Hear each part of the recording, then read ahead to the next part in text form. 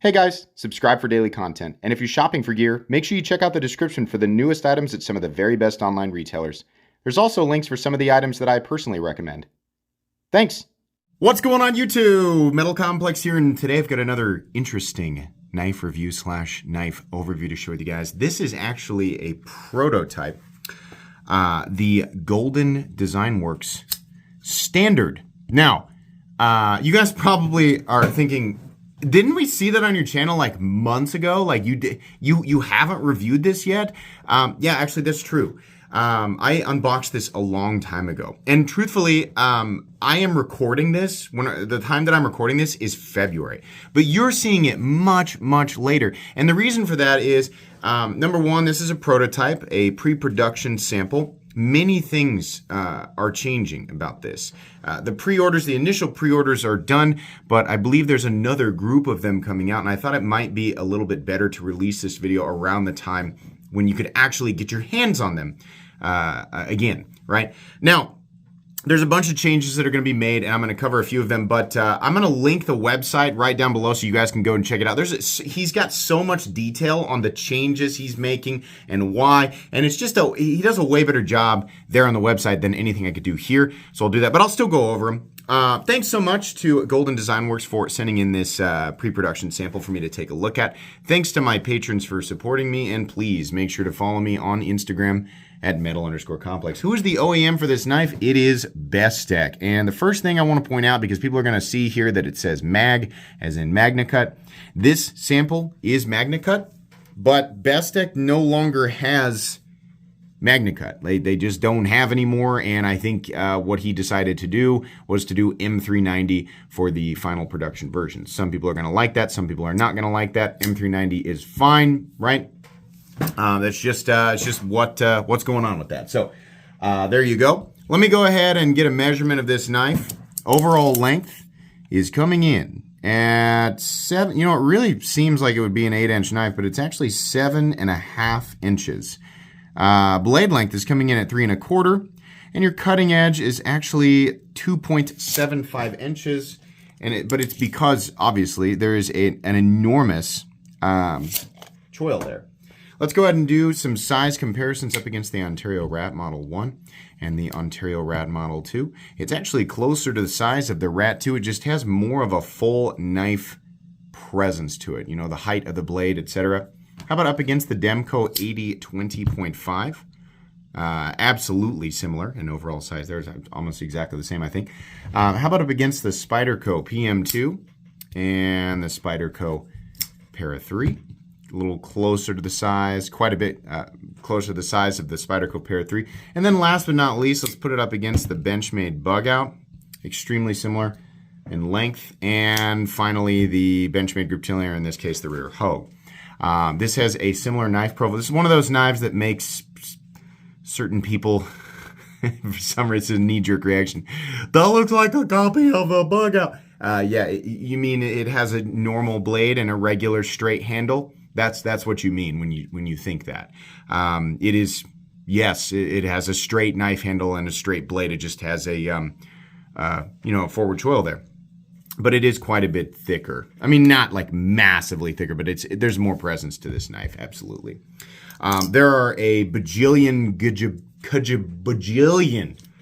knives that are similar to the Bug Out, because the Bug Out is not, this is not an original profile. The profile of this knife is not one that was created or conceptualized when the Bug Out was created. Anyways, let's go ahead and talk about the action on this. The action's really nice. The detent is a little bit of a thud. I'll show you here. It's fine. I imagine it'll be changed up just a little bit in the final version. He's also going to remove the swedge back here, where where you front flip, and I think that's a good idea because it just gets really narrow and it's kind of tiresome on the thumb. So making that wider and flatter is a good idea. It's also very easy to access the little slot there to do. It's much easier to do like the reverse flick, but you absolutely can get in here and do this, and that's fine. He managed to keep everything nice and streamlined and straight looking, and it's still easy to manipulate, right? The initial, right off the bat, the first thing that I noticed was, wow, this area right here, you can get your finger in there, but it is so thin. And I was really happy to see on his website, it shows that that is going to be corrected. It looks like he's going to make this access area, I'm sorry, you see this where it's cut out here, it's going to be actually, this line here is going to be made much thicker, while at the same time keeping this this area chamfered so that you are still comfortable getting in there and disengaging the lock. So that's nice. I'm happy that that is going to happen, because that's really the most uncomfortable part of disengaging this knife, disengaging the lock on this knife. Let's go ahead and talk about carry profile. So thickness up against the Spyderco Para 3. You can see here, it's just a little bit thicker, not that much. Length and height up against the PM2 and Para 3. I had somebody ask me the other day, why do you always do this measurement up against the PM2 and the Para 3? I'll tell you why. It's because the PM2 and the Para 3 are two of the most immediately recognizable knives, and more importantly, two of the most carried EDC folding knives. Like it's like every other person who watches knife content has either EDC'd this PM2 and the Para 3, right? So comparing it with these two, dimensionally, makes a lot of sense, especially considering they are incredibly preferable and they are awkward in the pocket because of this large hump. So if you've ever wondered, that's why. Comparing it with almost anything else will be less impactful on the viewing audience, right? Less relatable. It's just easier to understand the size of this thing when putting it up against these two. Lengthwise, it's almost exactly the same as the Para 3 closed. It's definitely shorter than the PM2. Height-wise, nowhere near as tall as either. Let's go ahead and do a hardware check. I'll get out my tools as per usual. My tools are very inexpensive and very recommendable. You can find them right down in the section of my description that talks about the tools I use on this channel. Pivot's going to be a T8.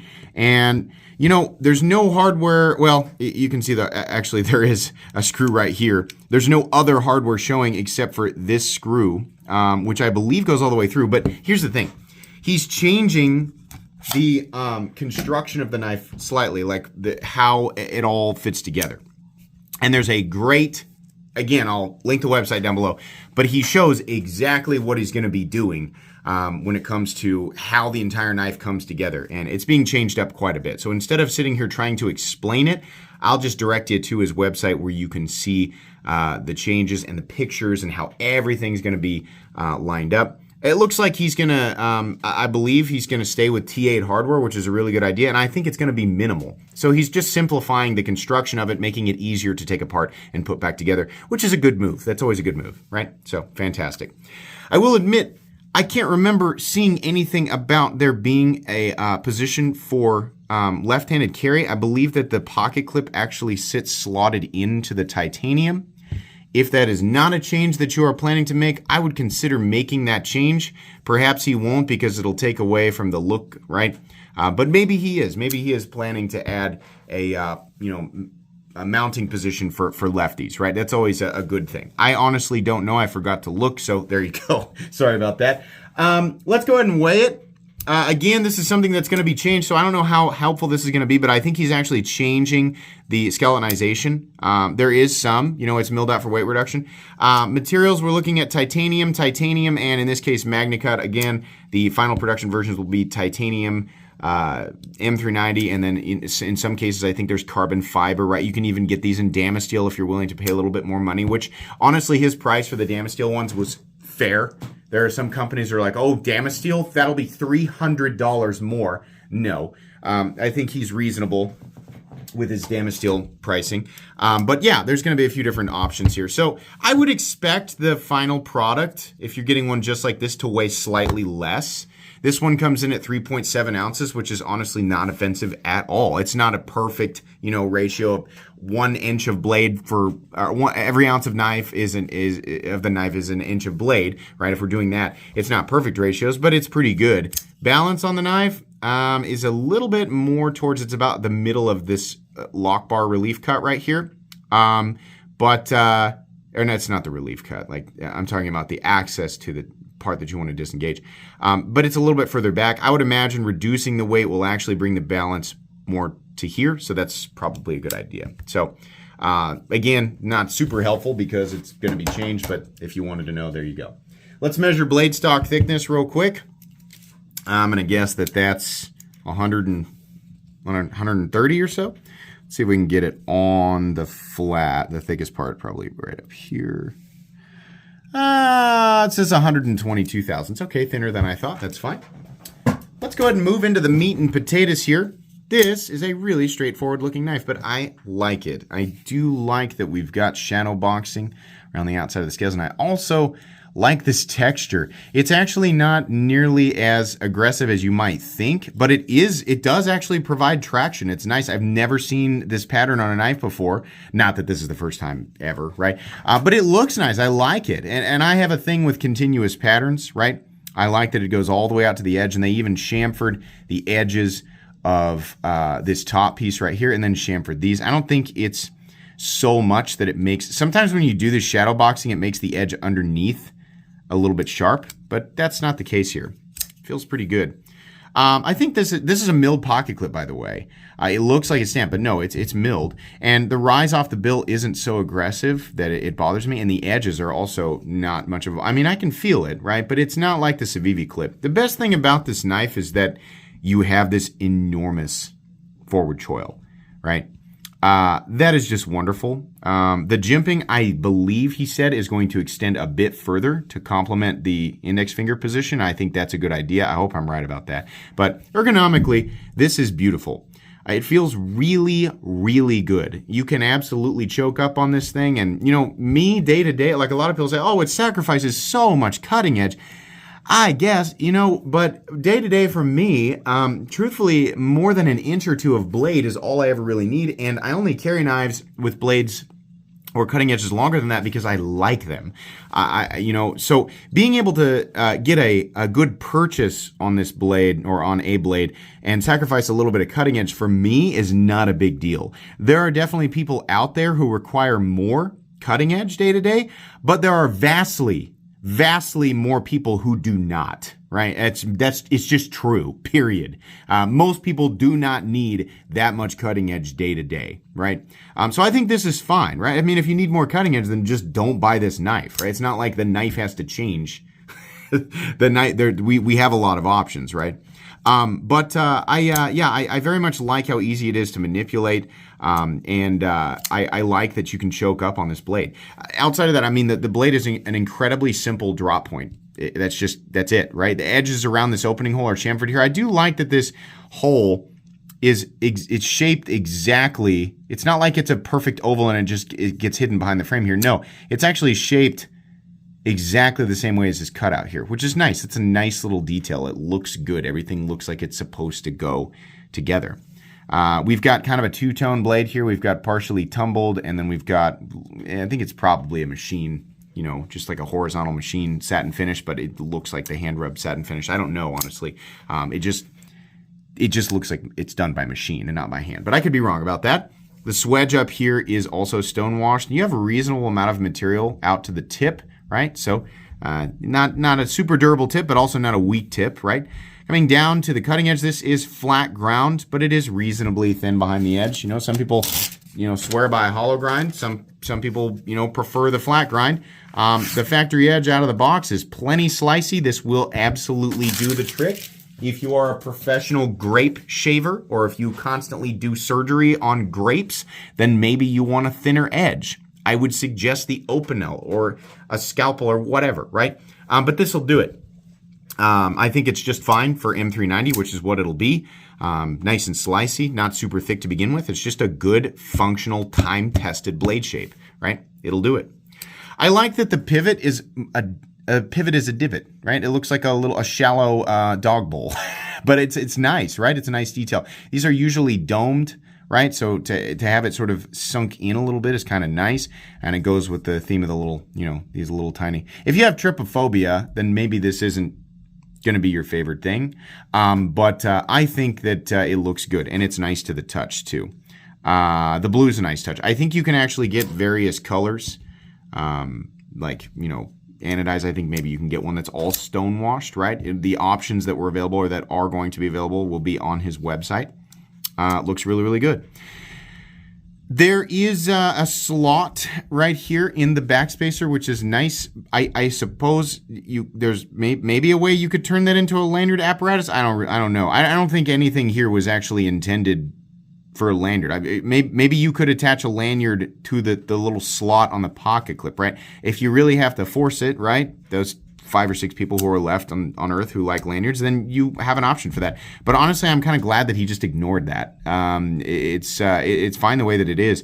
I love how simple. I mean, everything is really, really just straightforward and really simple. And some people are really bored of that, right? And for some designs, I look at it and I'm like, it's almost too simple. It's too boring, right? It blends in too much. But this knife is straightforward, very simple. But it still is unique. It's still one of those things. Once you see it, you'll remember it, right? And I think it's just the unique combination of things, right? It's the pattern, right? The sunken pivot, the fact that the opening hole just sort of goes or flows right into the handle. This isn't going to be enough for some people, but for me, it is. At the moment I picked this up, I was like, this is simple and elegant, but I'm going to remember it, right? And I like that. It means that, the design created, love it or hate it, it created an emotional response, at least in your subconscious, right? The pocket clip is very, very good. Plenty deep. It's not, completely and totally deep, but plenty deep. In and out of the pocket will be fine. Even with this texturing, because it's not a texture that comes up, right? It's a flat surface and these little bowls are knocked into it. So actually, my pocket treats it as if it's one continuous smooth surface. Pretty cool. Because as you push down, your skin molds to it. In fact, I bet the little holes will pop up. Yeah, your skin molds to it, right? But over like a surface like your sweatpants or your jeans or something like that, it just treats it as one continuous smooth surface.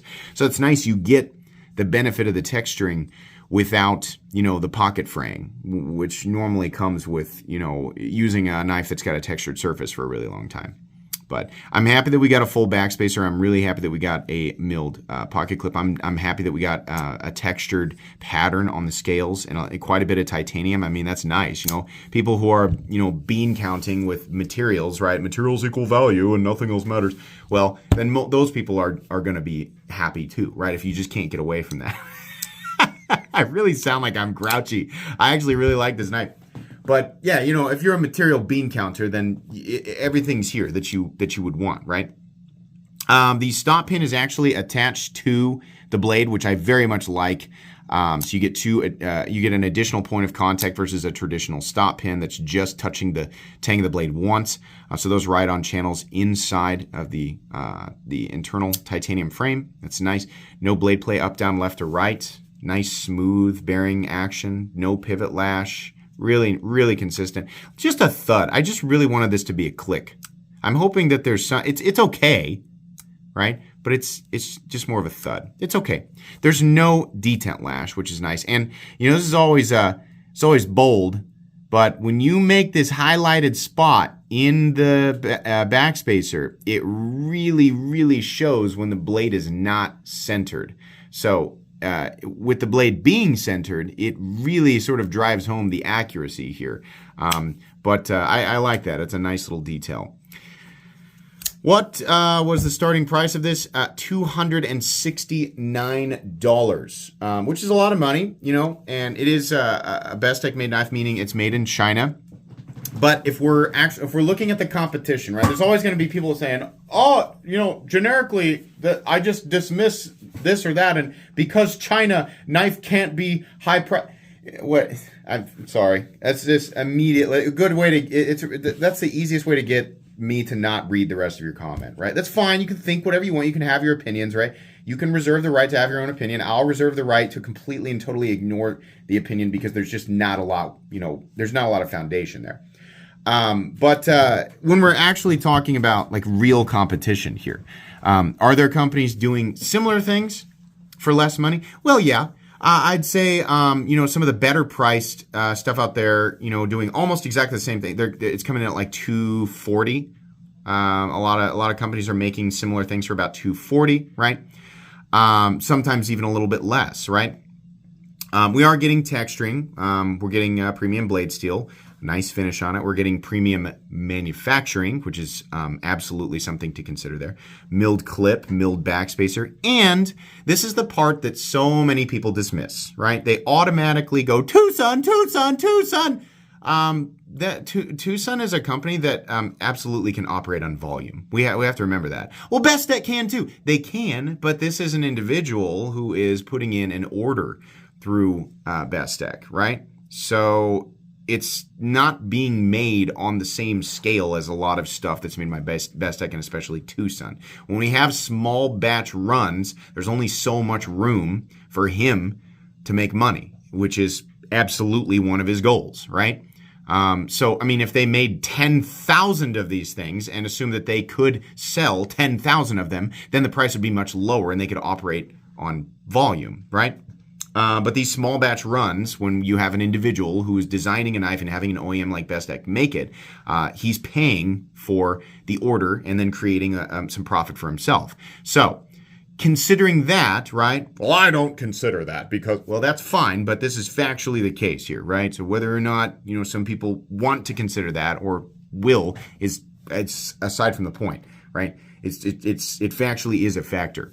So is it a little bit higher than a lot of the competition? Well, absolutely it is, but it's reasonably fair, right? At least what we're getting here is, again, quite a bit of titanium, some detail, right? Some tool texturing, full milled clip, milled backspacer, right? And there's a lot of care that went into this too. I mean, he's obviously really paying attention to little teeny tiny details, right? As it sits, this is pretty good. I mean, everything that I would critique, he's already ahead of it on his website. I mean, everything that I would nitpick, he's already like, yeah, well, I'm going to change this. So I think that's great. Honestly, I think this is really cool, and there's a bunch of different options. And if you want the fancy one, I think the Damasteel and the marble carbon fiber or whatever comes in at like $460 or something, which isn't terrible. For Damasteel, especially when we have companies trying to charge $600 or $700 for the same thing in Damasteel. It's not bad. It's a cool knife. Definitely one that accentuates good ergonomic lines with a nice, clean aesthetic, right? A lot of times to get melty ergos, you get stuff that's shaped like a tiny dying pelican, right? But no, this is good. I like it, right? Nice knife. I think anybody who pre-ordered it is going to be happy, especially after after the changes are applied. And if if you were on the fence, I think you'll like this. It's not the most amazing, unique thing I've ever seen, and the price doesn't make me want to go scream it from the mountaintops. But all things considered, I think it's okay, right? So, generally speaking, this is a recommendable knife. I like it. I'm excited to see the final version. Again, I will link his page down below so you guys can check it out if you want to. Thanks so much for sending this knife in for review. Please make sure to follow me on Instagram at metal_complex if you enjoyed this video. Leave a like. If you'd like to check out my other content, I do, of course, have lots of videos of knives that are either expensive or inexpensive that I do or don't like, so check those out. And if you enjoy all my content, go ahead and click on that Metal Complex logo right there and subscribe because there's definitely more coming. Thanks again for watching, everybody, and have a great day.